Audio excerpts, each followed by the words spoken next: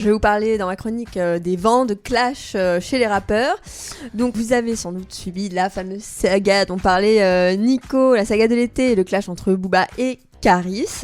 Donc pour ceux qui auraient passé les vacances sur une île coupée du monde à boire des cocktails, je le rappelle quand même, un conflit entre les anciens collaborateurs s'était déclenché suite à des pics sur Twitter pour finir par une rixe à l'aéroport d'Orly.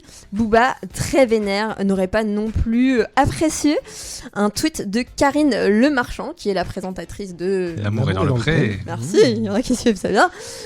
Donc la fameuse présentatrice a publié une vidéo de 2 chats qu'elle a commenté en marquant Booba et Caris, point d'interrogation. Putain. Elle est marrante, hein, Karine Le Marchand. Voilà. Elle cherche le conflit. C'est l'humour Karine Le Marchand. Ouais, c'est l'humour agriculture. Hein. C'est ça. L'humour est dans le pré. L'humour de bouseux.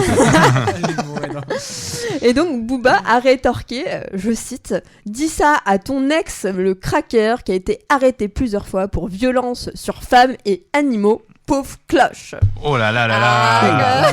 Donc pour remettre dans la situation, Karine Le Marchand est sortie avec Joey Star. Donc je pense qu'elle parlait de. Je pense que Booba parlait de Joey Star. Effectivement, il parlait de. Allez, de Joey la Star. question maintenant ou pas? C'est quoi votre pire clash?